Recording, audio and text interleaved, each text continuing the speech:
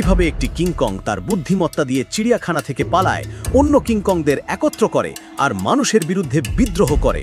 অবিশ্বাস্য এই গল্পটি শেষ পর্যন্ত দেখতে আমাদের সাথে থাকুন। শুরুতেই এক ব্যক্তি একটি কিংকংয়ের অদ্ভুত অঙ্গভঙ্গি দেখে তাকে বিয়ার দিয়ে প্রলুব্ধ করার চেষ্টা করছে, কিন্তু মুহূর্তেই কিংকংটি তার কলার চেপে ধরে হিংস্র দৃষ্টিতে তাকিয়ে রইল। এরপর যখন চিড়িয়াখানার কর্মীরা ইলেকট্রিক ব্যাট নিয়ে ছুটে আসে, কিংকংটি অনিচ্ছায় লোকটিকে ছেড়ে দেয়। কিন্তু তারা জানত না, কিংকংটির আসল উদ্দেশ্য ছিল লোকটির পকেটে থাকা একটি ভাঁজ করা ছুরি। রাতের আধারে চিড়িয়াখানা যখন নীরব, কিংকংটি তখন একটি লাঠির সাথে ছুরিটি বেঁধে সাবধানে লোহার খাঁচার বাইরে বের করে আনে। এরপর আলতো করে ঘুরিয়ে সহজেই লোহার দরজা খুলে বেরিয়ে আসে এবং কোনো কথা না বলে একটি লোহার দরজা খোলে, যেখানে সবচেয়ে বড় গরিলাটিকে আটকে রাখা হয়েছিল। সে গরিলাটিকে মুক্ত করে দেয়। গরিলাটির বিশ্বাস অর্জন করার পর সিজার, অর্থাৎ কিংকংয়ের নাম, তার ভয়ে চিড়িয়াখানার সব কিংকংকে দ্রুত বশ করে ফেলে। কিন্তু এই নির্বোধ সঙ্গীদের দেখে সিজার সন্তুষ্ট ছিল না। একদিন হাঁটার সময় সে হঠাৎ করে একজন কর্মীকে দরজার প্যাডলক খুলতে দেখে এবং দ্রুত পাসওয়ার্ডের ক্রমটি মুখস্থ করে ফেলে। রাতের আধারে সে চুপিসারে খাঁচা থেকে বেরিয়ে আসে। এরপর নির্ভুলভাবে পাসওয়ার্ড প্রবেশ করিয়ে কর্মচারীদের করিডর দিয়ে চিড়িয়াখানার ছাদে চলে আসে। অবশেষে ছাদ থেকে সে অলক্ষ্যে আশ্রয় কেন্দ্র থেকে পালিয়ে যায়। রাতের আধারে সে তার পূর্বের মালিক দয়াময়ের বাড়িতে আসে। সে কোণের ফ্রিজ খোলে এবং সেখানে কিছু উন্নত নিউরোটক্সিন ভর্তি বোতল দেখতে পায়। সিজার জানত যে এই ভাইরাস কিংকংদের বিবর্তন ঘটাতে পারে, তাই সে দ্বিতীয়বার না ভেবেই ভাইরাসের নমুনাগুলো আশ্রয় কেন্দ্রে ফিরিয়ে নিয়ে আসে। এরপর কিংকংরা যখন ঘুমিয়েছিল, তখন সে সমস্ত ভাইরাস ছড়িয়ে দেয়। দ্রুত এক রাত পর কর্মীরা সমস্ত প্রাণীদেরকে কঠোরভাবে জাগিয়ে তোলে, কিন্তু তারা জানত না যে আজকের কিংকংগুলো সবাই খুব শান্ত হয়ে গেছে এবং তাদের প্রত্যেকের চোখের মণি সবুজ হয়ে গেছে। সিজার করিডরের মুখে বসে এক এক করে তাদের চোখের মণি পরীক্ষা করছিল। শুধুমাত্র সবুজ হয়েছে নিশ্চিত হওয়ার পরেই সে তাদের বাইরে যেতে দিচ্ছিল। সিজারের নিজের সবুজ চোখের মণি এখন আরও গাঢ় সবুজ হয়ে গেছে। কিন্তু এই দৃশ্য দেখে কিউরেটর খুবই বিভ্রান্ত হন। সাধারণত কোলাহলপূর্ণ কিংকংগুলো আজ সুশৃঙ্খলভাবে একসাথে জড়ো হয়েছে, কিন্তু একদল প্রাণী কি বা করতে পারে, তাই কিউরেটর এই বিষয়টি নিয়ে মাথা ঘামাননি। রাতে সমস্ত কিংকং স্বেচ্ছায় তাদের খাঁচায় ফিরে আসে বিশ্রাম নিতে, কিন্তু তালা লাগানোর সময় একজন কর্মী হঠাৎ দেখেন যে সিজার এখনও বাইরে একা দাঁড়িয়ে আছে। সে তৎক্ষণাৎ অন্য একজন কর্মীকে বন্দুক আনতে বলে। যদি কিছু ভুল হয় তবে সঙ্গে সঙ্গে গুলি চালানোর নির্দেশ দেয়। যখন সে ইলেকট্রিক ব্যাট দিয়ে সিজারকে লোহার চাকার মধ্যে ঠোকাতে যাচ্ছিল, তখন সিজার কর্মীর ইলেকট্রিক ব্যাটটি ধরে ফেলে। পরের মুহূর্তেই এই ভয়ঙ্কর দৃশ্য দেখে দুই কর্মী হতবাক হয়ে যায়। এমনকি খাঁচার মধ্যে থাকা কিংকংগুলো বিস্মিত হয়। কিন্তু তাদের প্রতিক্রিয়া দেখানোর আগেই সিজার দ্বিধা ছাড়াই কর্মীকে এক ঘুষিতে ফেলে দেয়। এরপর তাকে টেনে খাঁচায় বন্দি করে রাখে। এরপর সে খাঁচায় থাকা তার শিষ্যদের সবাইকে বের করে আনে। কিন্তু এই সময় অন্য একজন কর্মী ভুল করে দরজায় চলে আসে। যখন সে পালাতে চায়, তখন খুব দেরি হয়ে যায়। কিংকংগুলো তাকে সিঁড়ি থেকে টেনে নামিয়ে ফেলে। এরপর ঘিরে ধরে পাগলের মতো মারতে শুরু করে।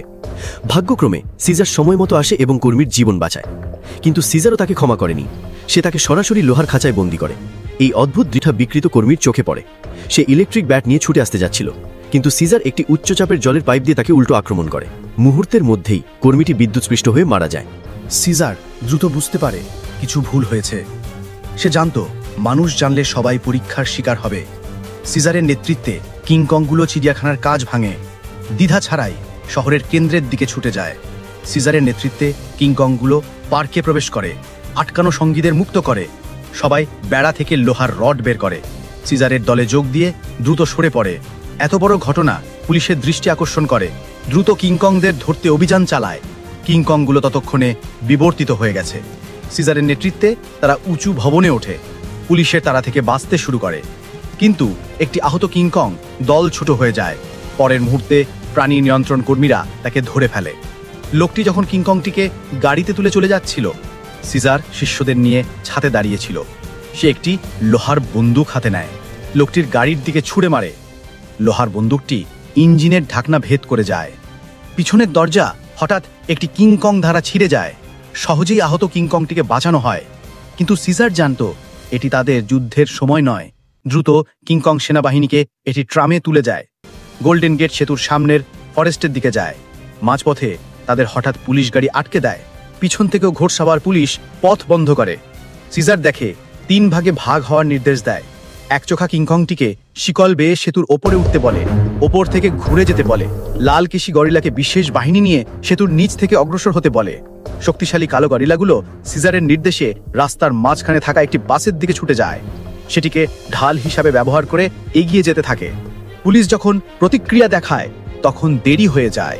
3 দিক থেকে কিংকং সেনাবাহিনীকে আক্রমণ করে, মুহূর্তের মধ্যেই মানব পক্ষকে পরাজিত করে।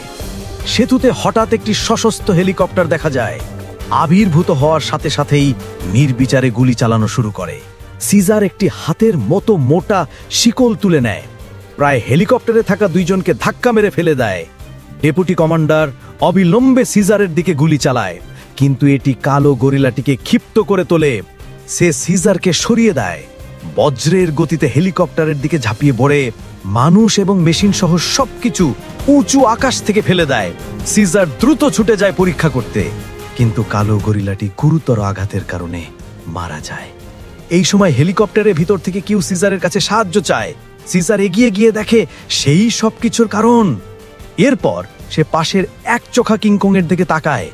পরের মুহূর্তেই হেলিকপ্টারটি শত শত মিটার উঁচু সেতু থেকে পড়ে যায়। সিজার আর শক্তি প্রয়োগ করে না। তারপর কিংকং সেতু পার হয়ে তাদের বাড়ির দিকে ফিরে যায়, সোজা রেড হিল ফরেস্টের দিকে, যেখানে তাদের স্বাধীনতা অপেক্ষা করছিল। তো বন্ধুরা, আজকের গল্প এখানেই শেষ। পরবর্তীতে আরো জোশ জোশ ভিডিও পেতে লাইক এবং সাবস্ক্রাইব করে পাশে থাকুন।